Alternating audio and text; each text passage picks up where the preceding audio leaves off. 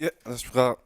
자, 오늘은 이제 관리객 중에서 이제 교재 23페이지인가요? 기반 시설의 설치 정비 계량에 관한 게 요거부터 이제 확인을 하겠습니다. 먼저 전체 그림 보셔야 되죠. 자, 건축물과 관련해서요. 건축물의 건폐율 규제라고 하는 것 있고요. 용적률, 그다음에 이제 용도 등의 규제 있습니다. 그래서 이 건폐율 용적률에서 간접적으로 높이지 않은 문제가 나올 수가 있겠고요. 그래서 이 건폐율 용적률, 용도 등을 규제하기 위해서 만들어진 게 바로 도시군 관리 계획이라고 하는 것이 있었고요. 이 도시군 관리 계획을 통해서 토지 소유자한테 건폐율, 용적률, 용도 등을 규제를 하게 됩니다. 그 중에서 가장 기초가 되는 개념 용도, 지역이라고 해서 전국도 21개 중에 하나의 등급을 매겨서 건폐율, 용적률, 용도 등을 규제하기 위한 개념에서 용도 지역에서는요 일단 21개 중에 오직 하나만을 지정할 수 있다 해서 중복 지정할 수 없다 이런 게 있었고 용도적 21개 중에서 가장 그나마 이제 출제가 되고 있는 영역 바로 자연환경 보전 지역이라고 해서 보전하고 보육성이라고 하는 거 있었고요. 용도적 지정 기본적으로 이반 결정 과정을 거쳐야 되는데 공유수면 같으면 지정된 것으로 본다라든가 또는 택지 개발지구 특별히 도시적으로 결정 고시된 것으로 본다 이런 식으로 해서 지정 절차상의 특례라고 하는 것이 있었고요. 그리고 이제 지정에 따른 법적 규제 행위 제한이라고 하는 게 건폐율, 용적률, 용도 제한 등의 문제 발생하게 됩니다. 그때 구체적인 규제 내용은요 조례를 따라서 규제를 하게 돼 있었고 분석을 해보니까 21개 중에서 가장 규제가 센 땅은 자연환경 보전지역, 그다음에 도시적 16개 중에서 가장 규제가 센 땅은 보전 녹지, 관리적 세 중에서 가장 규제가 센 땅은 보전 관리 뭐 이런 식으로 해서 용도적이라는 주제 봤었고요. 자, 한편 국가나 지자체에서 이 토지에다가 건폐율, 용적률, 용도 제한 규제 바꿀 필요 있으면 용도 지역 21개 중에 다른 하나로 바꾸는 것도 하나의 방법이 될 수가 있습니다. 자, 그래서 그거 안 바꾸고요. 그 위에 추가적으로 용도 지구라고 하는 것을 지정을 할 수가 있습니다. 용도 지구도 일단 관리 계획의 내용으로 봐야겠고요. 해서 건폐율, 용적률, 용도 제한, 높이 제한 등을 하자는 개념이다. 이렇게 해석을 하게 됩니다. 그래서 용도 지구 파트에서는 종류, 목적, 그 다음에 행위 제한 요거 물어봤었죠. 그래서 고도적으로는 최고와 최저 두 개로 구분을 할 수 있었고요. 그 다음에 경관지구 자수시 키워드는 경관보호. 자, 그 다음에 미관지구는 중, 역, 일 이런 식으로 분류하면서 키워드 미관에너지 보존지구는 역중생에서 키워드 보존, 시설 보호지구는 학교, 공영, 항만, 공항 등에서 보호라는 게 주된 키워드.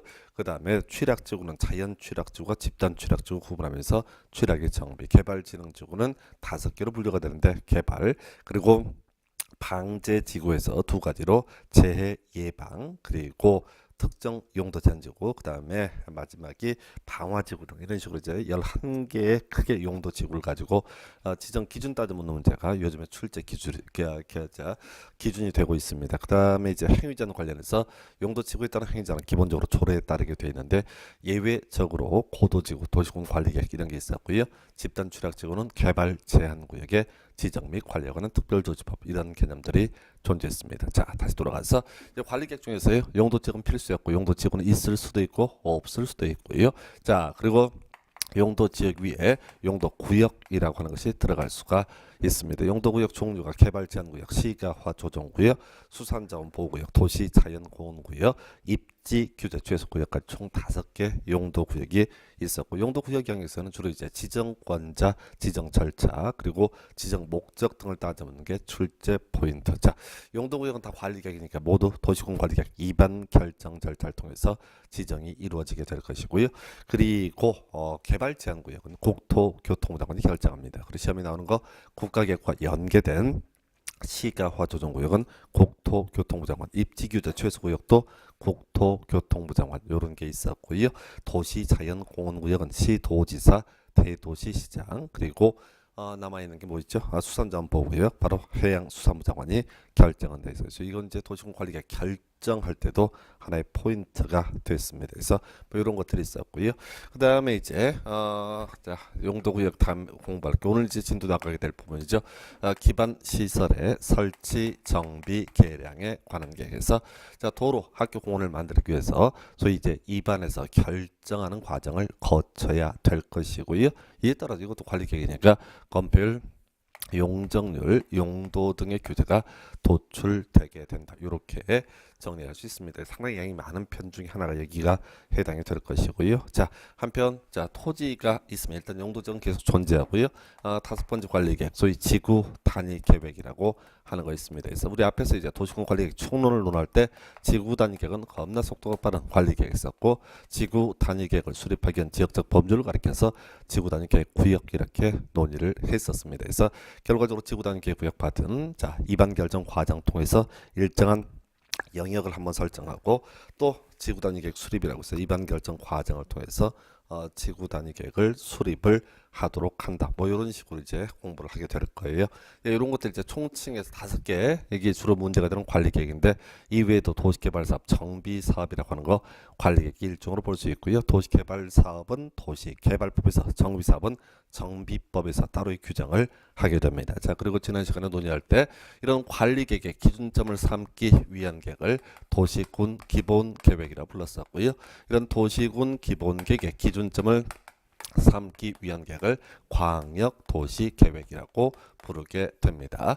예, 그리고 국가 계획이라는 게 있을 수도 있죠. 그래서 이 계획의 순서, 국가 계획 제일 위에 있고, 그다음에 광역 도시 계획, 그다음에 기본 계획, 그다음 관리 계획, 이런 순서로 되어 있었습니다. 그래서 문제 구성할 때 관리 계획 기준으로 보게 되면은 기본 계획이 적합해야 된다, 광역 도시 계획이 적합해야 된다, 국가 계획에 적합해야 된다. 그래서 이 관리 계획이 국가 계획과 충돌하면 국가 계획을 우선 적용하고, 관리 계획이 광역도시계획과 충돌하면 광역도시계획을 우선 적용하고요. 관리계획이 기본계획과 충돌하면 기본계획을 우선 적용을 하게 된다. 이런 식의 내용들을 공부를 했던 바가 있습니다. 그래서 오늘은 이제 23페이지인가요? 기반 시설의 설치, 정비, 계량에 관한 계획. 요거부터 이제 진도를 나가도록 하겠습니다. 그래서 지금 제일 앞에 나와 있는 게 좀 부담스럽죠. 기반 시설의 분류라고 하는 것.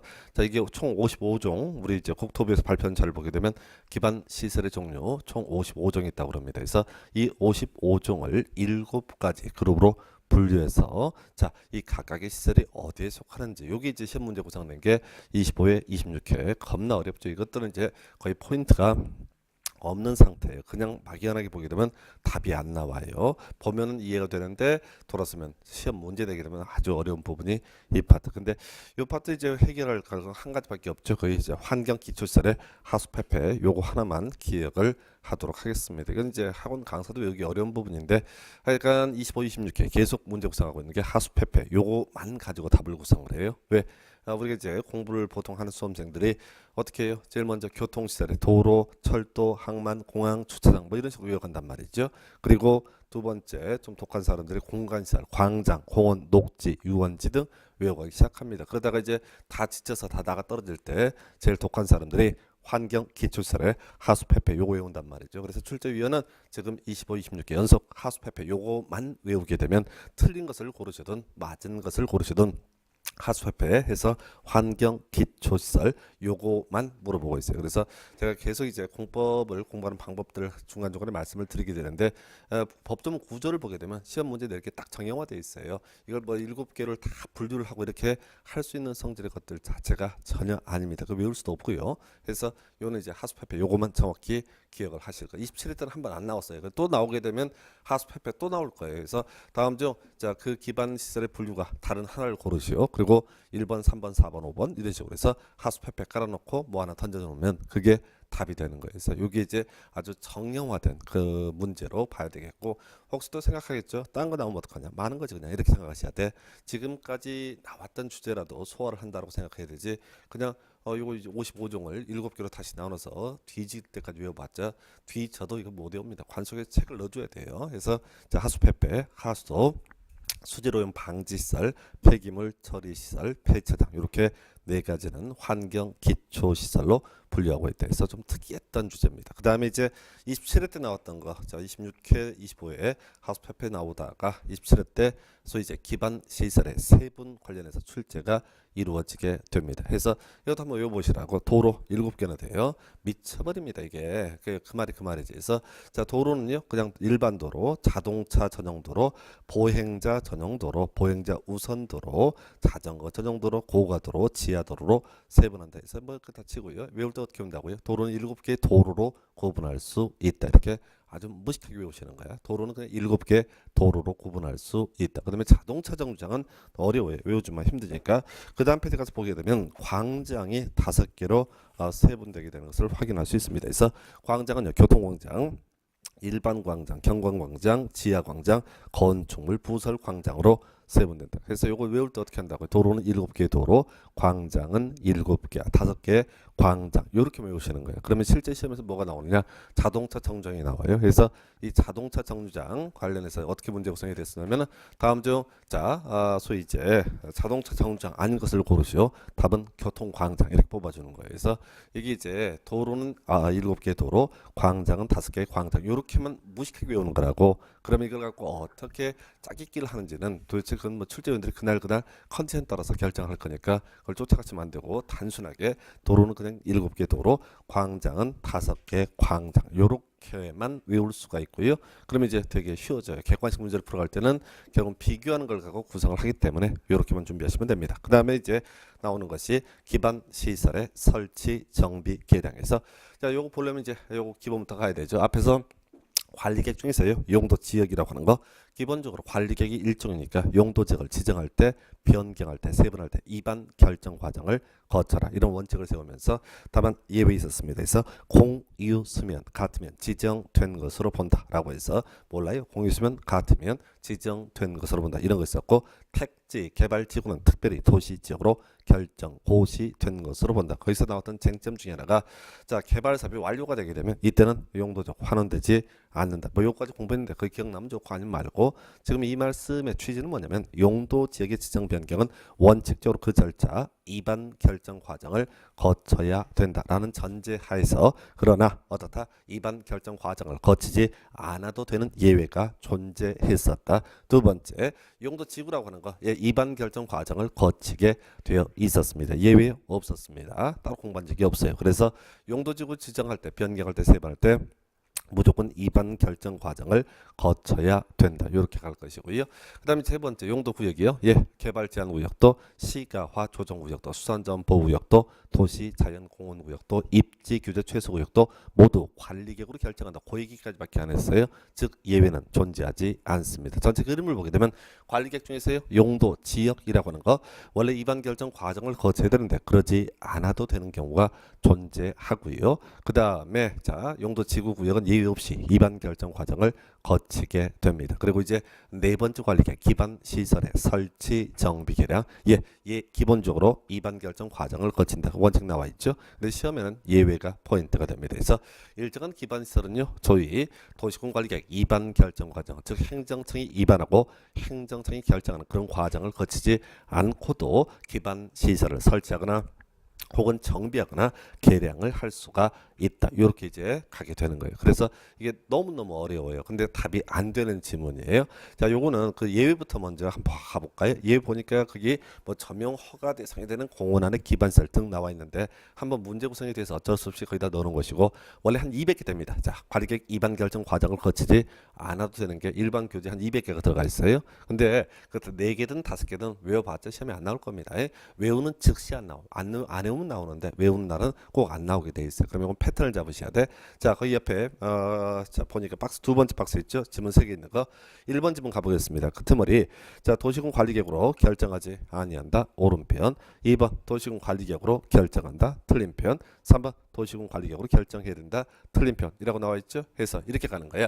법조문 구조가요. 이런 식입니다. 기반 원칙에서 기반 시설의 설치를 할 때는 소위 관리객 이반 결정 과정을 거쳐야 한다라고 선언을 하고 있어요. 그런데 다만 예외라고 해서 예외 이러한 경우는 관리객으로 결정하지 아니한다. 이렇게 법이 돼 있어요. 그러면 시험 문제가 나오는 게 이게 이 부분이 문제가 되는데 이게 200개가 되기 때문에 절대 외울 수는 없어요. 그래서 우리가 이제 요 파트는 중요 답은 아닌데 시험 지문에는 뭐라고요? 항상 예외만 출제가 된다. 이게 포인트예요. 원칙은 출제 안 한다고요? 원칙은 기본적으로 출제를 하지 않습니다. 그래서 예외 파트만 출제를 하기 때문에 우리가 굳이 외우고 싶다면 그 종류 5개를 외우는 게 중요한 게 아니라 뭐가 됐든 간에 어떻다? 관리객으로 결정하지 아니한다. 즉 예외만 나오죠. 원칙은 내게 되는 순간 바로 출제 오류입니다. 원칙적으로 관리객으로 결정해야 된다. 이 지문을 내게 되면 예외가 있기 때문에 그걸 포섭을 못하기 때문에 출제 오류가 나오는 거예요. 그래서 출제위원들은 항상 예외를 가지고 옳게 내고 싶으면 관리객으로 결정하지 아니한다. 틀리게 내고 싶으면 관리객으로 결정한다. 이렇게 단순하게 뽑습니다. 그 정도고요. 다시 위에 올라가서 자 그래서 원칙 중에서 두 번째 도시군 계획시설 요즘에 잘 안 내는데 18회 때까지 나왔던 쟁점 도시군 계획시설이란 기반 시설 중 관리 계획으로 결정된 시설 이렇게 되어 있어요. 그래서 도시군 계획시설이란 기반 시설 중 관리 계획으로 결정된 시설 이렇게 정의를 합니다. 이게 되게 간단해 보이는데 아주 까다로워요. 왜 시험 문제 구성할 때 이거 거꾸로 냈던 적이 있어요 옛날에. 자 기반 시설이란 도시군 계획시설 중 이렇게 출제하게 되면 아주 작살납니다. 그래서 개념을 좀 설명을 드릴게요. 우리가 이제 도로, 공원, 광장 이런 것들 그냥 머릿속으로 상상하게 됩니다. 그 뭐라 부른다고요? 기반 시설이라고 부르게 됩니다. 자, 학교 있잖아요. 그걸 뭐라 부른다고요? 기반 시설이라고 부르게 됩니다. 근데 어떤 토지에 대해서 학교를 설치하자고 이반 결정 과정을 거치게 됩니다. 그러면 이제 법을 공부하지 않는 사람들은 보통 그 토지에 대해서 학교 예정지, 도로 설치하자고 이반 결정 과정을 거치게 되면 도로 예정지 이런 표현을 쓰게 돼요. 근데 법에서는 그걸 용어를 뭐라 쓴다? 도시군계획시설이라는 표현을 쓰게 됩니다. 그래서 도시군계획시설이란 기반 시설 중 관리계획, 이반 결정 과정을 통해서 결정한 시설을 가리켜서 뭐라 부른다? 도시군계획시설. 사실 이 용어는 마음에 안 들어요. 정확한 의미를 이제 우리가 세팅을 해주려면 이건 도시군 관리계획 시설 이렇게 하는 게 훨씬 더 보기가 좋아요. 왜? 도시군 관리계획으로 일정한 시설을 설치를 한다 이런 의미이기 때문에 도시군 관리계획 시설 이런 용어를 쓰면 얼마나 좋아. 그런데 옛날에는 이 도시군 관리계획을 뭐라 불렀었냐면 자 이게 도시군계획이라 불렀어요. 2002년도 전에는. 그러니까 용어가 비슷하니까 너무 길어지니까 얘들이 도시군 관리계획 시설이라는 표현을 쓰지 않고 도시군계획 시설이라는 용어를 쓰고 있습니다. 그래서 하여튼 이런 게 제일 까다로워요. 그냥 기계적으로 도시군계획 시설이란 기반 시설 중 다시요 기반 시설 중 기반 시설 중 기반 시설 중을 외우셔야 돼. 기반 시설 중을 반드시 외워두셔야 됩니다. 그래서 이게 이제 혀끝에 이렇게 맴돌지 않게 되면 순서 바꿔치기 하면 아주 손을 댈 수가 없어요. 여기까지가 이제 주된 논의 대상이고요. 그 나머지 두 개, 국공유지 매각 금지라는 개념 간단하게 체크할 거예요. 법조는 별로 안 중요하고요. 지금요, 도로 예정지, 학교 예정지, 공원 예정지, 즉 도시 군 계획 시설 부지입니다. 자 여기다가 자 여기 토지 소유자가 국가 지자체라고 한번 전제를 해봅시다. 그러면 이제 이 국공유지, 도시군 계획 시설 부지로 결정 고시된 이 국공유지 매각하면 안 됩니다. 왜냐면 나중에 다 수용을 해야 되거든요. 그래서 매각하면 안 되고 무효 이런 얘기까지 한번 지문에 구성이 됐습니다. 중요치 않고요. 그 다음에 이제 논의가 되는 것이 용도 지역 등에 따른 행위제한 폐지라고 해서 이것도 딱 한 번 나왔었고 답이 안 돼요. 자 개념 설명드릴게요. 자 우리가 요거는 어떤 경우에 생각하면 좋냐면 자 그 초등학교 같은데 한번 생각을 한번 해보겠습니다. 이 초등학교 같은 것을 보다 보면은 그런 경우가 있어요. 자 갑자기 그 동네에 뭐 학교가 좋다 이런 소문이 나게 되면 엄청 또 그 위장 전입까지 가면서 그 학교로 들어오려고 다들 그 아파트 이제 위장 전입 을 하게 됩니다. 그러면 이제 학생 수가 좀 많이 늘어나니까 애들이 비좁아요. 그러면 학교에서 방학 때마다 뭘 하냐면 증축 공사를 합니다. 위로 2층, 3층 올리는 경우가 있어요. 예. 그런데 우리가 앞에서 토지가 있으면 항상 뭐가 있고 용도 지역이라고 하는 것이 있었고 용도 지역에 따라서 건폐율과 용적률과 용도 제한의 규제 등이 도출되게 된다라고 있습니다. 그래서 문제는 그거죠. 자, 학교를 좀 증축을 하고 싶은데 용적률 규제 위반된다?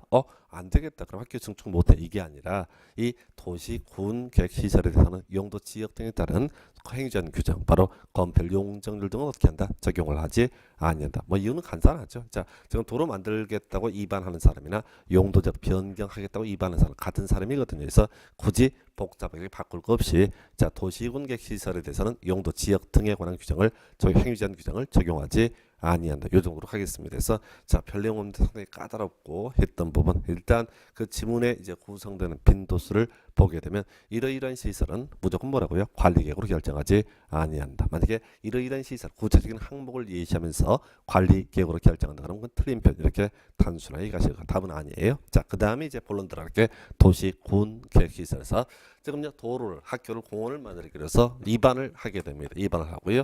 자 요거 확정짓는 것을 결정고시라고 부르게 됩니다. 그래서 입안에서 결정고시를 했어요. 자 이 결정고시를 보통 도시군 관리계획 결정이라고 부르게 되는데 기반 시설 설치자고 해서 입안 결정 과정을 거치게 되면 요건 따로 용어를 아까 만들었어요. 뭐라고? 도시 군계획시설 결정고시라는 표현을 쓰게 됩니다. 그래서 자 문제는 이제 핵심이 뭐냐면 이 도시군계시설 결정고시가 있으면 바로 공사 착수 사업 착수를 할 수가 있느냐라고 했을 때 미리 결론을 말씀드리면 그렇지 못합니다. 그래서 이 도시군계시설 결정고시가 있다고 해서 착공을 할 수 있는 게 아니라 우리 법에서는 나중에 소위 실시계획의 인가고시라고 하는 것이 있어야지 공사 착수 사업 착수를 할 수 있다라고 얘기를 하게 됩니다. 그래서 자 도로 하나 만들고 싶어요. 입안이라는 개념이 되겠습니다. 그래 만들어도 좋아라는 게 결정고시.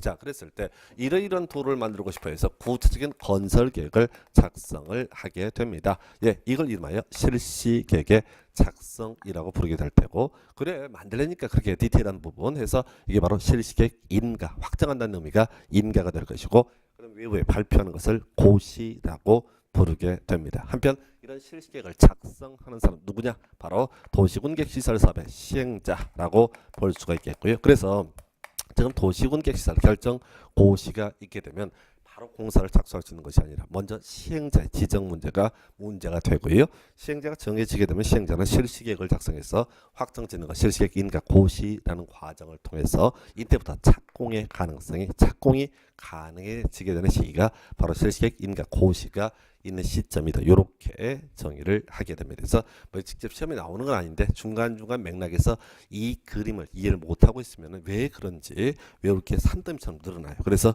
다시 가게 되면 도시군계시설 결정 고시가 있습니다. 그럼 이때 공사 착수 바로 사업 착수 바로 할 수 없고 나중에 실시계획 인가 고시가 있을 때까지 그때까지는 착공을 할 수 없다. 그래서 실시계획 인가 고시를 가 있다는 얘기는 그 전에 실시계획을 작성했다라는 의미가 될 것이고 그 전에 시행자의 지정 문제가 전제가 되게 됩니다. 그래서 이런 식으로 실제 이제 도로학교 공원을 만들어가는 사업을 도시군계획시설 사업이라 부르고요. 법에서는 이렇게 얘기하죠. 도시군계획시설을 설치, 정비, 계량하는 사업 이렇게 용어의 정의를 하게 됩니다. 그래서 이건 틀리게 내고 싶으면 한 가지죠. 기반 시설을 설치, 정비, 계량하는 사업하면 틀린 표현 이렇게 볼 수가 있겠습니다. 그래서 이게 기본 구조예요. 자 그리고 나서 이제 하나하나 살붙어 갈게 바로 시행자에 관한 부분입니다. 미리 결론부터 말씀드릴게요. 시행자 기본적으로 행정청이 되는 게 원칙인데 소위 비행정청이라고 하는 것도 시행자가 될 수가 있다. 이렇게 뼈대를 삼게 돼요. 그래서 자 우리 입안했던 사람이 누구죠? 시장군수, 도지사, 국토부 장관 등 행정청 결정하는 사람이 누굽니까? 시도지사, 대도시장, 예외 국토부 장관, 해수부 장관 등 해서 역시 행정청. 그래서 자 문소리무관이 이 도시군계획시설 사업의 시행자 총책임자는 누가 되냐면 원칙적으로 누가 행정청의 시행자가 되게 됩니다. 그래서 여러분 교재에는 뭐 경우수를 만들어 놨죠. 시장군수도 있고 도지사도 있고 국토부 장관도 있고 예 근데 이런 것들은 뭐 구질구질해서 뭐 읽어서 해결될 문제도 아니고 답도 아닌 지문이에요. 항상 시험 뭐가 나온다고요? 예외라고 하는 게 중요한 포인트. 그래서 자 23회 때 27회 때 연속 답을 뽑았던 주제 비행정청이 시행자가 되기 위한 요건 등. 자 엄청 길게 돼 있어요. 그래서 법조문은 국가지자체 토지공사, 지방공사, 지방공단 등이 아닌 자가 이 도시군계획시설 사업의 시행자로 지정을 받기 위해서는 면적 3분의 2 이상 소유하고 총수 2분의 1 이상의 동의를 받아야 한다. 이런 식으로 이제 법이 정의가 되어 있어요. 그래서 그걸 외워봤자 외워지지도 않고 결론을 외우셔야 돼. 그래서 지금요, 지금 이제 국가지자체, 소위 이제 시장군수, 도지사, 국토부 장관 이런 애들은 따로 믿을 수 있기 때문에 자 면적을 소유한다든가 총수 얼마의 동의를 받거나 이런 것들 중요치 않습니다. 그런데 자 문제는 비행정청 민간인은 어떻다고요? 믿을 수 없으니까 일정한 요건을 충족을 해라. 숫자 외워봤자 아무 쓸모 없어요. 그 숫자는 절대 밑줄 그으면 안 돼. 숫자를 외우는 순간 훅 넘어가요. 숫자가 맞게 나오니까.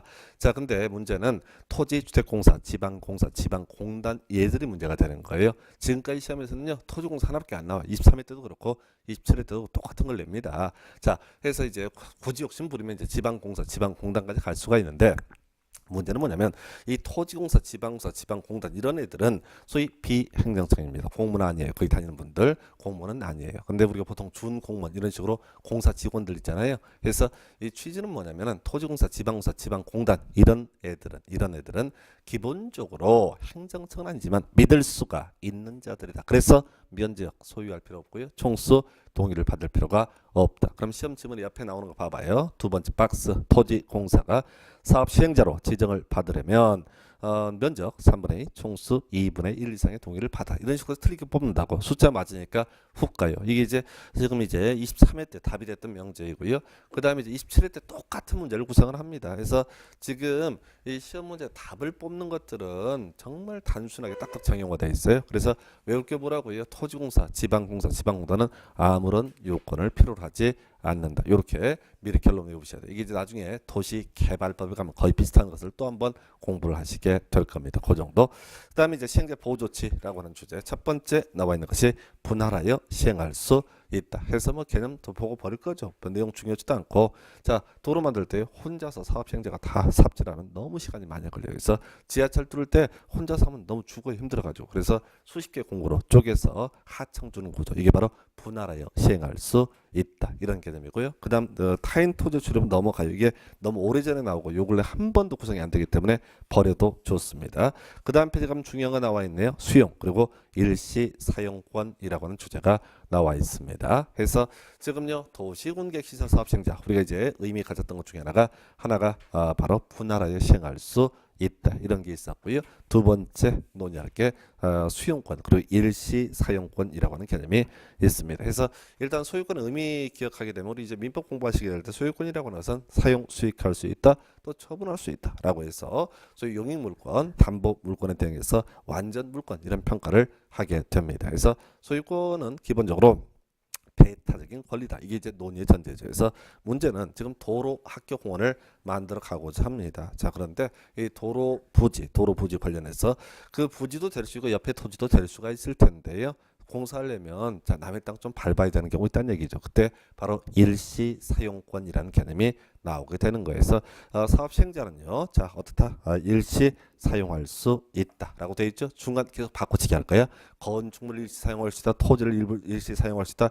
이런 수많은 경우수를 던지게 될 겁니다. 근데 일단은 중요한 답은 아닌데 자, 일시 사용할 수 있다. 요건 뭘 얘기하게 되냐면 보상금 좀 주고요. 강제로 남의 땅을 쓸 수 있는 권리 일시 사용권이에요. 자, 그 위에 수용권 있었죠. 수용권. 토지 소유자가 이 토지 등을 팔기 싫다고 해도 강제로 팔게 하는 제도 이게 바로 보상금 좀 주고 땅을 강제로 팔게 하는 거 이게 바로 수용이에요. 그래서 도시군객시설 사업은 원하는 도시군객 시설 사업을 시행하기 위해서 어떻게 한다고요?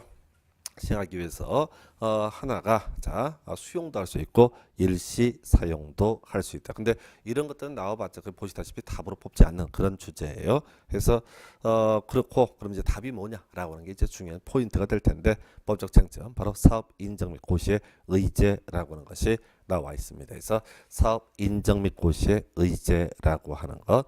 해서 자 설명드릴게요. 원래요 이 공익 사업을 위한 토지 등의 취득 및 보상에 관한 법률을 보게 되면 그래서 이제 수용이 일반법인데 이 뭐죠? 수용을 하기 위해서는 원래 뭘 거쳐야 되냐면 이런 게 필요해요. 자 공익 사업이라고 인정하고 외부에 발표하는 사업 인정 고시라고 하는 것이 필요합니다. 사업 인정 고시가 필요하게 됩니다. 자, 그래서 어떻다고요? 자, 도로를 만들고자 합니다. 자, 지금 앞에서 이렇게 공부했어요. 자, 실시객 작성해서 인가 고시가 있게 되면 착공을 할 수가 있다라고 했었고요.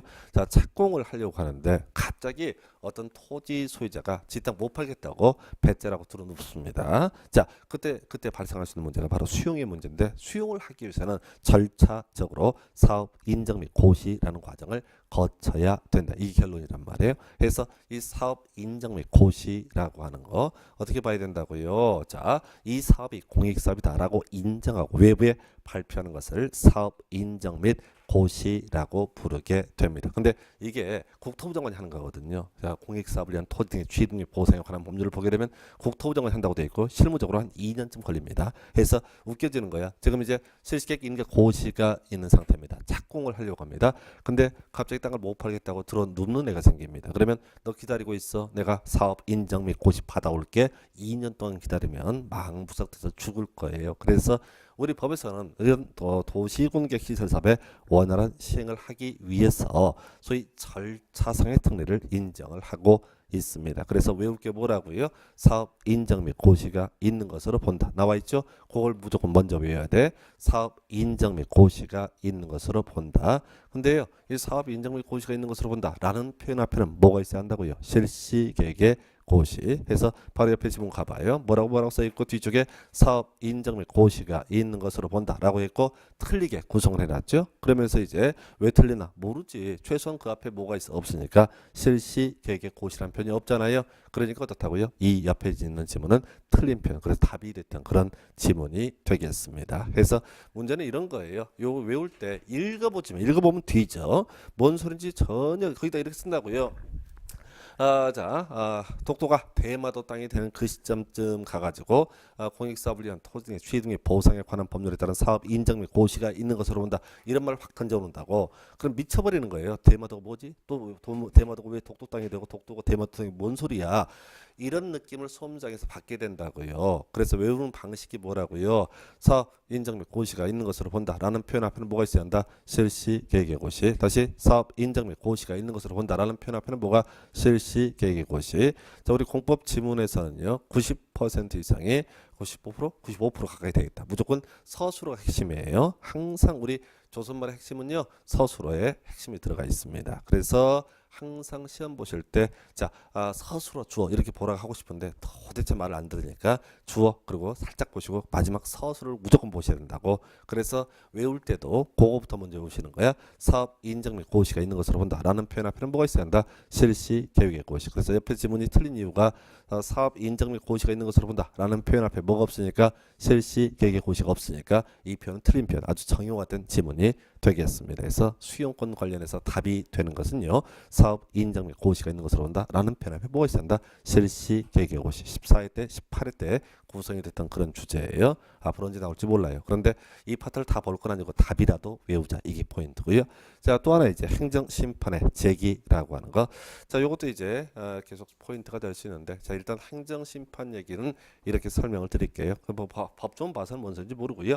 자, 일단은 우리가 이제 서울시 같은 경우 동작구 이런 구가 있습니다. 그래서 동작구청장이요, 내 식당 가는데 미성년자 출입시켰다고 해서 영업 정지 처분 때리게 됩니다. 그랬을 때 이 동작구청장한테 가서 멱살 잡아봤자 안 잡혀요. 얘가 숨어버리거든. 그때 이제 누구한테 한 단계 위에 있는 서울특별시장한테 가서 들이받는 제도. 구청장 이상이에요. 자, 당신이 좀 판단을 해주십시오라고 하는 개념이 행정심판이라는 개념이 되겠습니다. 혹시 서울시장의 처분에 대해서 불만이 있다라고 했을 때 보통 이제 한 단계 위에 있는 뭐 국토부 장관 또는 행자부 장관 이런 애들한테 가서 따져 묻는 걸 뭐라 부른다고요? 행정심판. 자, 다시 원점 돌아가야 돼. 지금 도시, 군, 계획시설 사업 시행자는 누가 있다? 행정청도 있고 비행정청도 있게 됩니다. 그리고 행정청도 분할 시행할 수 있고 비행정청도 분할 시행할 수 있다. 행정청, 비행정청 공통적으로 수용할 수 있고 일시 사용 등을 할 수가 있다. 그랬을 때 행정청의 처분에 대해서는 소위 직근 상급 행정기관 얘한테 가서 들이받으면 돼. 그게 행정심판에 따른 행정심판 이런 얘기가 되는 거예요. 자, 그런데 비행정적인 처분이라고 하는 비행정적인 시행자의 처분 요거 답이 안 나오거든. 왜? 직근 상급 행정기관이 없거든요. 그래서 나온 얘기가 이 사람을 사업 시행자로 지정해준 누구한테 지정한 자에게 행정심판을 제기하게 된다. 이걸 외우셔야 된다고 해서 수험생 입장에서는 외울 때 어떻게 한다고 해요? 지정이 이렇게 단순하게 나중에 도시개발법 가게 되면 지정권자에게 행정심판을 제기를 하게 된다. 그리고 국토계획법에서는 지정한 자에게 행정심판을 제기하게 된다. 요렇게 이제 두 개가 나오게 되는데 수험생 입장에서는 주로 나오는 게 여기에서 나오거든요. 그래서 행정심판 뜨게 되면 누구한테 지정 이렇게 끊어서 행정심판 누구한테 지정이. 원칙은 안 나온단 말이에요. 원칙은 내면 출제 오류니까. 그래서 원칙은 항상 빼고요. 옆에 지문 두 번째 박스에 1번 지문인가요? 행정청이 아닌 도시군계시설 사업시행자에 관한 처분에 대해서는 자, 그 사업시행자에게 행정심판을 제기한다. 틀렸죠? 지정한 자에게 행정심판을 제기한다. 해서 만약에 토지주택공사가 시행자가 됐고 이거 지정을 만약 국토부 장관이 했었다라고 한다면 그때 이제 구체적으로 국토부 장관이 될 텐데 그 경우의 수를 묻지는 않으니까 이때 행정심판 누구한테 지정이 이렇게 이제 끊어가 주실 것. 그리고 그 두 번째 박스 2번 지문 뒤에 봐봐요. 없다 틀렸죠? 있다 이렇게 가야 되는데 없다 해서 틀리게 뽑는 것들 요런 훈련 좀 하셔야 돼서 어차피 시험장 가시게 되면 그중에 이제 공법 같은 경우는 특징이 한 지문 한 5개 중에 3개 알면 겁나 많이 하는 거예요. 일반적으로 지문들이 이상하게 하도 많이 나오니까. 그래서 그 3개 안에 다 답이 들어가 있습니다. 그래서 그거 외우려고 노력을 하셔야 돼요. 그러면 어떻게 해야 돼? 중간에 생뚱맞은 얘기들 하면서 없다. 그러면 확률상 85%가 틀린 편. 요렇게 이제 구성을 하게 되는 거죠. 그래서 자, 여기까지가 주된 논의 대상 정리하면 자, 사업 시행자 분할하여 시행할 수 있다. 수용할 수 있다. 일시 사용할 수 있다. 수용 관련해서 사업 인정 및 고시가 있는 것으로 본다라는 편 앞에는 실시 개개 고시, 행정청이 아닌 시행자가 행한 처분에 대한 행정심판은 지정한 자에게, 요 정도가 주연 이슈가 되겠습니다. 그래서 자, 이렇게 해서 시행자 관련해서 한번 확인해 봤고요. 그 다음에 이제 그 실시계획 작성 및 인가 나와 있죠. 그래서 나중에 한번 읽어보시고 이 그림만 잡으셔야 돼요. 이게는 한번 23회 때가 구성을 했었는데 뭐 공부할 만한 이슈가 안 돼요. 다시 자, 도로 만들고 싶어요. 이게 뭐라고요? 2반. 그럼 만들어 좋아 라고 하는 게 결정 고시. 이러이러한 도로를 만들고 싶어요. 구체적인 건설 계획을 실시 계획의 작성, 그리고 확정 짓는 걸 뭐라 부른다고요? 실시 계획의 인가 고시 해서 이 파트는 뭐 뒤에 오는 이제 한두 개 빼게 될 텐데 그 중에 하나가 이 파트가 되겠습니다. 그래서 일단은 실시계획 작성 인가 변경 등은 이슈 안 되고 대신 머릿속으로 알고 있을 게 실시계획 인가 고시가 있어야지 그때부터 공사 착수, 사업 착수를 할 수가 있다. 여기는만 가시고, 그 다음에 이제 어려운 게 비용 부담 문제. 이 문장을 다 외울 수는 없어요. 이건 항상 이 파트를 갈 때는 분석을 해야 돼. 엄청 길기 때문에 직접 내기 되게 곤란한 부분이에요. 그래서 자, 비용 부담 얘기 다시 이거부터 가야 돼. 교재 편집도 제가 그렇게 하는데 비용 부담이라고 하는 거 다시 행정청하고요, 비행정청 이렇게 두 개로 제가 교재를 편집을 해 놨습니다. 그래서 자, 먼저 행정청의 경우를 보니까 제일 먼저 시행자 부담의 원칙 나와 있죠. 별 의미 없어요. 도시군객시설 사업 시행자가 그 설치 비용 등을 부담을 하게 된다. 시험에 안 나오고요. 자, 그다음에 이제 구분하면 첫 번째 두 번째 시행자가 행정청인 경우 나와 있죠. 그래서 그중에 1번 동그라미 1번 지문 끄트머리 시군에 부담시킬 수 있다. 다시 주어만 보시는 거야. 행정청의 시행자는 시군에 부담시킬 수 있다. 이렇게 나와 있죠. 두 번째, 자, 행정부 장관의 결정은 좀 이따 설명드리겠고, 3번에 이익을 얻는 지자체에 이익을 얻는 지자체에서 부담시킬 수 있다. 그 다음 페이지에 공공시설 관리자에게 어떻게 할 수 있다? 부담시킬 수 있다. 이런 거 나와 있죠. 해서 아니 지금 길면 못 외운다니까요. 그래서 결론을 먼저 외우겠습니다. 그래서 지금 행정청의 시행자는 어떻다고요? 자, 누가 될지 모르지만은 자, 바로 소위 다른 사람에게 부담시킬 수 있다라고 돼 있다고요. 자, 비행정청 비교 들어가야 돼. 비행정청의 경우를 보게 되면은 자, 부담시킬 수 있다가 있어요, 없어요? 비행정청의 시행자가 행정청이 아닌 경우 해갖고 부담시킬 수 있다 이런 말이 있어요, 없어요? 있어요? 없어요. 부담 전가에 관한 조항이 없어요. 부담 전가에 관한 조항이 없어요. 두 번째, 행정청의 시행자의 경우 저 국가 예산에서 얼마? 50%까지 자, 국가 예산에서 50% 범위 내에서 보조 또는 융자할 수 있다라고 되어 있죠. 50% 범위에서 보조할 수 있다. 그 다음에 이제 시행자가 행정청이 아닌 경우 나와 있어요. 숫자 3분의 1까지 보조 또는 융자할 수 있다라고 되어 있죠. 그래서 이 문제를 풀어가는 방식은요, 큰 그림을 잡으셔야 돼요. 읽어서는 전혀 답이 안 나오고요. 숫자 일단 물어볼 수 있어요. 한번 나왔어요, 숫자. 그래서 자, 행정청이 아닌 시행자를 갖고 답을 뽑았을까요? 행정청이 시행자를 갖고 답을 뽑았을까요? 예외 가지고 내는 거지. 비행정청을 갖고 내는 거지. 기본적으로 문제를 구성할 때는. 중심축이 아까 뭐예요? 자, 기본 시행자가 행정청이 되는 경우는 이 중요한 이슈가 아니라니까요. 비행정청이 되는 경우 문제가 되는 거라고요. 요즘 아주 트렌드가 쫙 굳었어요. 그러니까 행정청은 한번 낸 적이 있어요. 관련한 부분 좀 이따 확인하게 될 텐데, 일단 중심축은 자, 비행정청은 3분의 1까지 보조 등을 받을 수 있다. 그리고 두 번째, 자, 부담시킬 수 있다, 없다? 없다. 한편 행정청의 시행자의 경우 50%까지 보조 또는 이제 자, 융자 이런 거 나와 있나요? 예. 그런데 부담시킬 수 있다라고 돼 있죠. 그래서 이 문제 구성할 때는 이 식이에요. 행정청이 아닌 시행자 부담시킬 수 있다. 다 틀렸어요. 행정청이 아닌 자 부담시킬 수 있다 이렇게 끌어준다고요. 그러면 사람들이 뭐 그 읽어보다가 공공시설의 관리자한테 부담시킬 수 있다 뭐 이런저런 얘기에 현혹이 돼서 뭔 소린지를 모른다고 해서 일단 여기서 제일 중요한 포인트는 자, 행정청이 아닌 시행자 행정청이 시행자는 부담시킬 수 있다. 그러나 법에 없어서 우리가 알 수 없는데 해석 물어보는 거예요. 행정청이 아닌 시행자는 어떻다? 부담시킬 수 없다. 이렇게 미리 법이 없지만은 분석을 통해서 외우고 들어가야 돼. 그 다음에 이제 숫자 물어봤던 게 행정청 아닌 시행자 3분의 1까지 보조 융자할 수 있다. 행정청의 시행자 50%까지 보조 융자할 수 있다. 그래서 딱 요걸로 끊어가시는 거예요. 결론은 그게 출제인들의 수준 있게 문제를 참 잘 만든다는 게 이렇게 전체 그림을 다 물어보는 이런 식의 문제 구성을 하고 있고요. 그리고 앞에 하나 빼먹은 것 중에 하나 행자부 장관의 결정이라고 하는 거. 이건 내용 보지 마시고요. 미리 결론부터 이제 말씀을 드리겠습니다. 그래서 지자체, 지방자치단체, 시도지사 또는 시군구 이런 게 문제 지자체라고 부르게 되는데 얘들끼리 분쟁이 발생이 되게 되면요. 그때는 다 행자부 장관이 결정을 하게 된다. 그래서 자 행정자치부잖아요. 지방자치제도잖아요. 그러니까 지방자치단체 관련해서는 누가 행자부 장관이 중재를 한다. 사실은 이런 식이에요.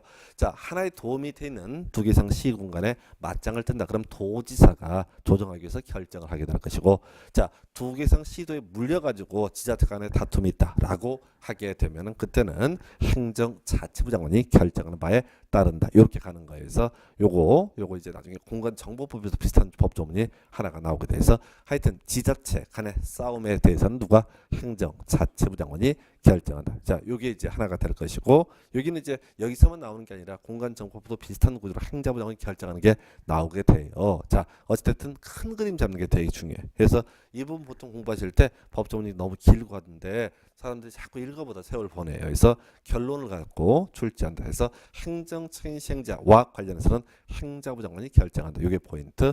비행정청은 보조용자는 3분의 1까지 가능하지만 바로 부담시킬 수 있다. 요건 무조건 다 틀린 편. 요렇게 두 가지로 정리해서 외우시기 바랍니다. 그래서 많은 출제는 되는 부분은 아니에요. 근데 요게 요 정도까지는 정리하고 가셔야 돼요. 나중에 또 도시개발법 파트에서 비슷한 내용들 공부하게 될 겁니다. 그 다음 나와 있는 주제가 공동구라고 하는 거.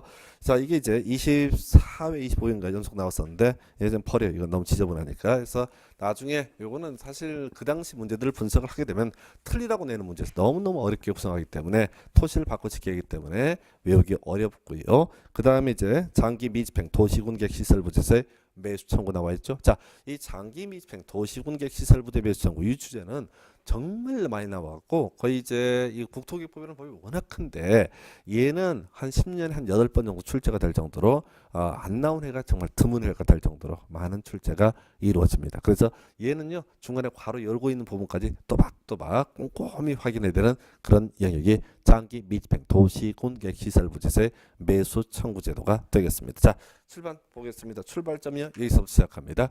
자 앞에서 이제 용도 지역 지정되게 되면 검별 용적률 용도 제한의 규제 도출되게 된다. 용도 지구도 검별 용적률 용도 제한다. 그럼 이제 똑같은 논리 구조로 기반 시설의 설치 정비 계량을 하고자 합니다. 그러면 당연히 어떻다고요? 입안에서 결정하는 과정을 거쳐야 될 것이다. 그리고 거기서 발생하는 법적 효과는 뭐가 될 거다? 검폐율, 용적률, 용도 제한 등의 규제가 발생되게 된다. 해서 요 분석하면 이런 식이에요. 자, 도로학교 공원을 만들기 위해서 도시군객시설 결정고시 하게 됩니다. 그러면 우리가 개념상 이렇게 설명드립니다. 개발 행위 허가의 금지라고 이렇게 표현하게 돼요. 개발 행위 허가 자체가 다 금지가 되게 된다. 개발 행위 허가 자체가 다 금지가 된다. 뭔 소리냐면 검별 제로, 용적률 제로 이런 얘기입니다. 도로부지, 학교부지, 공원 용지에다가 어떤 토지 소유자가 건물 짓겠다고 했을 때 그 허가 줬다가 나중에 땅값보다 그 다른 보상 재원이 너무 커지는 문제가 발생되게 됩니다. 그래서 이런 도시군객시설부터 결정고시에 대해서는 개발 행위 허가가 금지가 되게 된다. 이게 이제 기본 출발점이에요. 칠판 보겠습니다. 지금요, 특히 이제 이 도시군객시설부지에 있어 매수 청구 얘기는 주로 지자체와 많이 관련이 되는데 작년엔 지자체가 아닌 자가 이제 출제가 돼서 아주 까다롭게 구성이 됐었고요. 자 일단은 가보겠습니다. 자 우리 공간정보법을 공부하게 되면 지목이라고 하는 개념이 있고요. 지목이라고 해서 대라고 하는 것이 있습니다. 그래서 사실 이제 건축법에 가게 되면 지목대라고 해서 다 건물을 지을 수 있는 것은 아닌데 일반적으로 지목이 대다라고 하게 되면 다 건물을 지을 수 있다라는 뉘앙스를 가지고 있습니다. 그래서 자 어떤 토지가 지목이 대인 토지가 있는데 자 여기다가 도로 학교 공원을 만들자고 입안에서 결정고시를 하게 됩니다. 그럼 이 결정을 도시군객시설 결정고시라고 부르고요. 그러면 그 문제의 토지에서는 원래 건축물 건축할 수 있었던 경우라고 할지라도 도시군객 시설 부지로 묶임에 따라서 아예 건물을 지을 수 없는 강력한 규제를 받게 됩니다. 그래서 관리객 중에서 제일 규제가 센 게 바로 도시군객 시설 부지예요. 그래서 나오게 되는 거. 자, 이겁니다. 10년이 경과하도록. 자, 그냥 머릿속에 외워야 돼. 이건 10년 경과하고 사업이 시행되고 있지 아니하고 세 번째 지목이 돼. 이런 세 가지 요건을 모두 충족을 하면 어떻다? 매수 청구를 할 수가 있다라고 얘기합니다. 그래서 일단 머릿속으로 이거 외워야 돼. 실제 시험에서는 10년 경과 사업 및 시행 지목대 이런 걸 요즘에 안 내요. 이건 너무 유치한 얘기고 이건 뼈대에 해당하는 부분. 그래서 옛날에는 이렇게 무식하게 막 냈었는데 지금에 와서는 너무 디테일하게 구성하니까 기본 뼈대는 내지 않아요. 그래서 일단 기본 구조. 자, 10년 경과했습니다. 사업이 시행되고 있지 않습니다. 지목이 됩니다. 토지 소유자 엄청 실히 열을 받게 됩니다. 왜? 이 사람 건물 지을 수 있는 토지 대를 갖고 있었거든요. 근데 도로부지, 학교부지, 공원용지로 묶임에 따라서 아예 허가 자체가 금지가 되게 됩니다. 아주 강력한 규제에 노출되어 있고 게다가 사업도 더럽게 시행을 안 하고 있습니다. 그래서 이게 이제 헌법재판소에 소송이 갔던 사안이고요. 2001년도가 2000년도에 이 부분에 대해서 소위 입법 촉구 결정이라는 걸 하게 됩니다. 이렇게 10년 동안 사업이 시행되고 있지 않고 지목이 대인 토지 소유자 등에 대해서는 좀 보상 대책을 마련을 해라라고 헌재에서 결정을 하게 돼요. 그래서 만들어진 조항이 바로 이 법조문이에요. 그래서 이 행정법 교수들이 이걸 출제를 하게 되는데 공법 중에서 사실 그 행정법 선생님들이 알만한 내용은 요 하나밖에 없어요. 왜냐하면 나머지 다 기술적인 법이니까 뭐 그 노가다는 거 대학 교수들 공부 안 하거든요. 근데 요거는 이제 헌법적으로 이슈가 됐던 사안이라서 어디나 나오는 그런 판례의 얘기거든요. 그래서 하여튼 10년 경과 사업 및 시행 지목대 세 가지 조건을 모두 갖추면 매수 청구할 수 있고요. 매수 청구 있으면요 6월 이내 매수 여부를 결정을 해야 됩니다. 자, 한편 매수 여부의 결정 경우의 수가 매수 결정을 하는 경우도 있게 될 것이고 또 하나 매수 거부 결정을 하는 경우도 존재할 수 있습니다. 만약에 매수하기로 결정을 하게 되면요. 자, 얼마? 2년 내 매수를 하도록 하고 있고요. 한편 매수 거부 결정을 하거나 또는 매수 결정을 통지하고 2년 내 사주지 않았다라고 했을 때 이때 원래 도시군객 시설 부지에서는 개발 행위 허가가 금지가 돼야 함에도 불구하고 이때 예외적으로 뭐라 해줄 수 있다? 개발 행위 허가를 해줄 수가 있다. 요게 이제 기본 뼈대에서 여기다 이제 살을 하나하나 붙여가야 돼요. 요건 거의 구구단처럼 이 정도는 튀어나와야지 이 중간에 괄호 열고 뭐 제외 이런 것들의 개념을 이해를 하실 수 있습니다. 그래서 자, 교재 가지고 이제 확인해 볼게요.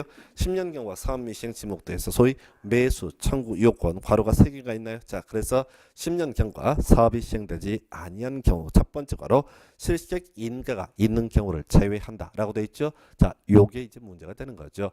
자, 지금 10년 경과 사업 및 시행 지목대 세 가지 조건을 모두 갖췄습니다. 그런데 실시적 인가가 이루어졌다고요. 그럼 뭐야? 곧 공사 착수, 사업 착수를 한다라는 의미를 가지고 있기 때문에 실시적 인가가 이루어지면 어떻다? 매수 청구를 할 수가 없다. 이렇게 가는 거예요. 두 번째, 10년 경과하고 사업이 시행되고 있지 아니하고 실시적 인가도 없는 상태입니다. 자, 그랬을 때 토지 소유자는 매수 의무자에게라고 표현하고 있죠.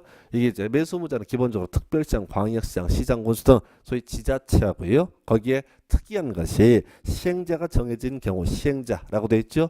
해서 이게 작년에 아주 어렵게 나왔어요. 바로 한국토지주택공사 얘도 어떻습니까? 시행자가 될 수가 있죠. 해서 이 토지주택공사 인시행자가 시행자가 됐을 때는 역시 10년 경과 사업 및 시행 지목대 이런 요건을 갖추게 되면 그때는 누구한테 토지주택공사한테 어떻게 할 수 있다? 매수 청구를 할 수가 있다. 여기 좀 이따 아주 어렵게 나왔던 쟁점이고요. 세 번째, 자, 토지의 매수를 청구할 수 있다. 괄호 열고 건축물, 공작물 포함 이렇게 돼 있을걸요. 정착물 포함해서 이거야.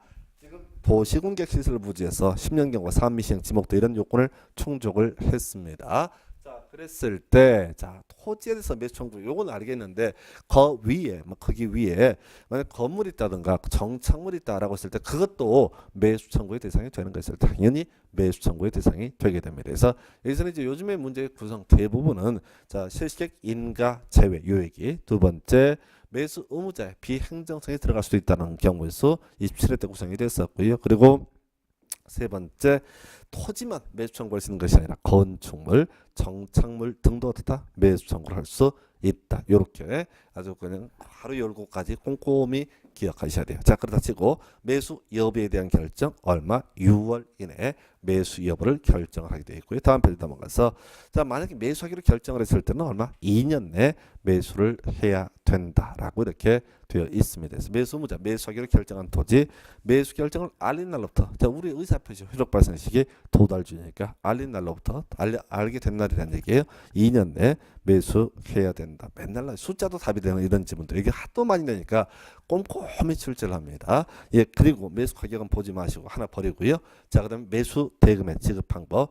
자, 지금요 이렇게 되어 있어요. 10년 경과 싸움 미싱 지목대 등 일정한 요건을 갖춰서 소위 매수 청구를 했습니다. 그래서 자, 이 사람이 만약에 6월 이내에 매수 여부를 결정하는데 매수하기로 결정을 했다라고 쳐보자고요. 매수하기로 결정을 했습니다. 그러면 이 사람은 언제? 2년 내 매수를 해라. 당연히 매수를 함에 있어서 현금 보상이 원칙입니다. 자, 근데 원칙은 항상 안 나오고요. 예외가 문제가 되는데 그래도 메모를 하나 해두셔야 돼. 지자체라고 써두셔야 돼. 도시군객시설자권에다가 옆에다가 지자체로 써두셔야 돼. 그래서 지금요 이 도시군객시설자권은 소위 지방채 일종입니다. 그래서 어떻다고요? 매수 의무자가 지자체인 경우에 한해서 소위 도시군객시설자권을 발행을 할 수가 있습니다. 그래서 여기 좀 어려운 얘기인데 제가 교재 편집하는 과정에서 지자체라는 말을 제가 생략을 해버렸어요. 그래서 27회 때 이 문제가 나왔어요. 결과적으로는 어쨌든 지자체만 뭘 할 수 있다? 도시군객시설 지자체 매수 의무자만 도시군객시설자권을 발행할 수 있다. 해서 자, 두 가지 사이에 원하는 경우 나와 있죠. 현금 보상을 해야 되는데 이 매수 청구를 한 사람이 얘기합니다. 나는 뭐 돈 받아봤자 필요 없고 채권 보상을 해다오. 앞으로 이율이 더 세니까 채권을 받겠다라고 하는 경우 있다고요. 근데 시험에 뜨는 것은 비업무용 토지로서 그 가액이 3천만 원을 초과하는 경우 나와 있죠. 해서 우리 법조문은 부대 부동산 소유자의 토지 또는 비업무용 토지로서 이런 표현 쓰고 있는데 시험에 뜬 건 지금까지 100% 비업무용 토지로서 그 가액이 3천만 원을 초과하는 경우 요것만 갖고 주구장창 출제가 이루어지고 있습니다. 그래서 자, 그게 이제 뭔 소린 거 아니? 지금 매수 청구를 했습니다. 자, 보니까 1억에 이제 매수 가격이 정해졌단 말이에요. 그러면 이제 매수 가격을 결정했으면 2년 내 매수를 해야 되는데 진짜 제가 돈이 없거든요. 그래서 어떻게 한다고요? 이런 경우에 바로 3천까지는 현금 추대, 싫다고 해도 강제로 7천만 원에 대해서 어떻게 할 수 있다? 바로 채권을 떠안길 수가 있다. 이게 이제 비업무용 토지로서 그 3천을 초과하는 부분에 대해서는 채권 보상을 할 수 있다. 이 얘기가 그 의미가 되겠습니다. 그 정도로 봐주시고요. 상환기간, 이게 지방채거든요. 지방자치단체가 빚을 내는 거예요. 그랬을 때 상환기간 10년의 범위에서 조례로 정한다. 요렇게 보셨고요. 마지막 주제 바로 개발 행위 허가입니다. 자, 다시 원래 출발점 도시 군 계획시설 부지에서는 개발 행위 허가가 금지가 된다라고 이렇게 이미 전제를 한 바가 있습니다. 자, 그런데 이렇게 매수 거부 청구에 대해서 매수 거부 결정을 하거나 또는 매수 결정을 알린 날로부터 2년 내 사주지 않는다라고 했을 때 이때는 예외적으로 허가를 해줄 수 있다. 그래서 범주가 출제 포인트 3층 이하의 단독주택 협의라는 표현 쓰고 있고요. 3층 이하의 1종 근생시설, 3층 이하의 2종 근생시설 과열고 뭐 제외, 그 다음에 공작물 이렇게 나와 있어요. 자, 이 파트는요 딱 정형화되어 있어요. 첫 번째 3층 이하의 단독주택은 절대 내릴 수가 없어요. 왜? 의미가 다 협의라고 하는 거. 이건 이제 설명할 때 쓰이는 얘기지 실제로는 법에서 정의를 안 하고 있어요. 그래서 이건 무조건 뭐라고 내면 틀리게만 나와요. 뭐라고? 3층 이하의 공동주택에서 틀리게 구성을 하게 됩니다. 요거 하나 기억하시고 두 번째 3층 이하의 1종 근생시설 4층의 1종 근생 이런 식으로 장난을 치고 있어요. 그리고 2종 근생은 외우지 맙시다. 요거는 제가 기존 법조문을 다 분석해서 뭐 단란점 뭐뭐 제외 이렇게 하는 것인데 출제원들 그렇게 복잡하게 찾고 싶어 하지 않습니다. 귀찮아서 안 내버려요. 그래서 그리고 마지막에 자 뭐가 있어요? 공작물 나와 있죠. 그래서 공작물도 설치 허가를 할 수 있다. 그래서 이 문제 구성할 때는요 과거에 냈던 걸 보게 되면 공작물의 설치 허가받아서 할 수 있다. 이런 것들은 다 사이드 지문이야. 답이 아닌 지문. 틀린 것을 고르셔야 할 때 옳게 내는 지문이 공작물의 설치 허가받아서 할 수 있다. 이런 식의 지문이고 답을 뽑고 싶을 때는 3층 이하의 단독주택을 4층에 다 세대 주택 이런 식으로 이제 장난을 치고 있죠. 또 일종 근생도 3층 이하 요 정도까지 기억을 하도록 합니다. 그래서 지금 장기 미집행 도시군객 시설 부재세 매수 청구 제도는 이렇게 제가 딱 하나 매수 가격 그 지문만 버리고 다 이렇게 하나하나 곱씹어 볼 만큼 중요한 출제 포인트가 되겠습니다. 중간에 이제 해제 결정이라고 하는 거 지금 이제 제가 법조문 딱 23회 때 이런 문제가 한번 나오긴 했었는데 이건 버려요. 법이 개정돼 가지고 지금 새롭게 들어와서 우리 교재에 반영을 해놨는데 거의 나올 확률 낮고요. 그 다음 페이지 가서 보게 되면 자 실효 작년에도 출제가 됐던 지문이 되겠습니다. 그래서 지금 도로와 학교 공원을 만들기 위해서 입안에서 결정을 했습니다. 이 결정을 뭐라 부른다? 도시군객시설 결정. 해서 이런 도시군객시설 결정의 고시 1로부터 20년 내에 사업이 시행이 되지 아니하면은 20년이 된 날에 다음 날에 다 효력을 잃는다 해서 작년에 이게 오랜만에 출제가 됐습니다. 자, 요거랑 비교해서 보실 것이 앞에서 용도 구역 중에서 시가화 유보 기간이 끝난 날에 다음 날 효력을 잃는다. 요것처럼 바로 도시군 계획시설 결정의 고시로부터 20년 내 사업이 시행되지 않으면 20년이 된 날에 다음 날 효력을 잃는다. 요렇게 정리를 하셔야 되겠습니다. 그래서 시료까지 답이 될 수가 있겠고요. 기왕 얘기 나온 김에 그 밑에 지구단위 계획 관련한 시료부터 미리 한번 땡겨서 설명을 드릴게요. 자, 지금 이제 이 숫자가 3년하고 5년 그 하단부에 나와 있어요. 그래서 일단은 요건 좀 이따 지구 단위 계획 할 때 다시 한번 지적을 할 텐데 이런 논리 구조죠. 우리 관리 계획 중에서요. 지구 단위 계획이라는 개념이 있어요. 뭐 하자는 겁니까? 건폐율, 용적률, 용도 제한, 높이 제한 등을 하자는 개념. 이게 지구 단위 계획이 되게 될 것이고요. 지구 단위 계획을 수립하기 위한 지역적 범주를 가리켜서 뭐라고 한다? 지구 단위 계획 구역이라고 부르게 됩니다. 그래서요, 우리 법에서는 이 지구단위 계획구역도 관리계획으로 결정하고 지구단위 계획도 관리계획으로 해서 지구단위 계획구역 지정해 놓고요. 자, 핵심 엑기스는 어떻게 하자는 거냐? 이건 지구단위 계획으로 규제를 하게 되는데 지구단위 계획구역 지정에 관한 도시군 관리계획 결정의 고시로부터 3년 내 지구단위 계획이 결정 고시되지 않게 되면 그 3년이 된 날에 다음 날에 자, 바로 지구단위 계획구역 지정에 관한 관리계획 결정은 효력을 잃는다. 겁나 길어요. 그 숫자만 외우시면 돼. 3년 요 얘기 하나 하고 그 다음에 그 밑에 공사 미착수 5년 나와 있습니다. 해서 법조문 보니까 주민이 위반한 지구 단위 계획에 관한 도시군 관리계획 결정의 고시로부터 5년 이내 뒤에 착수하지 아니하면 이거 나와 있잖아요. 해서 요는 뭐냐면 이게 이제 법조문 자체가 말이 안 돼요. 자 볼까요? 주민이 위반한 지구 단위 계획 이런 표현을 쓰고 있거든요. 자, 우리가 이제 앞에서 공부하실 때, 자 도시군 관리계획 위반 누가 합니까? 행정청이 하게 됩니다. 결정 누가 합니까? 행정청이 하게 됩니다. 주민은 지구 단위 계획 위반할 수 있어요, 없어요? 없어요. 주민은 기반 시설과 지구 단위 계획을 위반해 달라고 제안을 할 수는 있지만은 위반을 할 수는 없다. 이게 핵심이거든요. 그래서 좀 보니까 주민이 위반한 지구 단위 계획이란 표현 쓰고 있잖아요. 환장하는 거야. 내가 공부를 잘못했나? 아니 법조문 자체가 오탑니다. 말도 안 되는 거예요. 고치지 마세요. 근데 마음대로. 왜? 법이 그냥 거꾸로니까 시험은 법대로 나오거든요. 왜? 여러분들 이제 지식을 묻는 게 아니라 항상 우리 그 기출 문제를 보게 되면 이런 식이야. 국토의 계획 및 이용에 관한 법률상 이렇게 깔아버려요. 안 그러면은 판사를 뽑는 시험이 되거든. 법 해석의 문제가 발생하니까 해석하지 마시고 법조문을 알아보시오.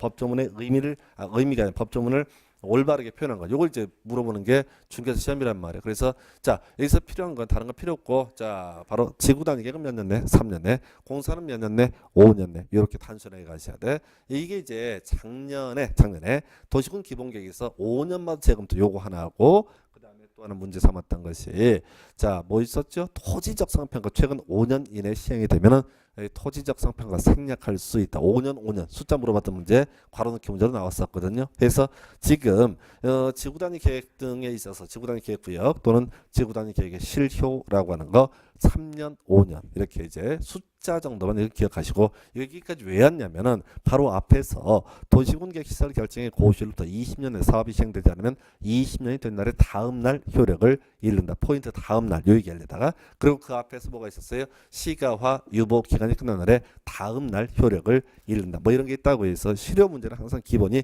다음 날 이게 포인트가 되는 거예요. 그래서 여기까지 보시고 잠시 쉬었다가 지구 단위 계획부터 이어서 갑니다.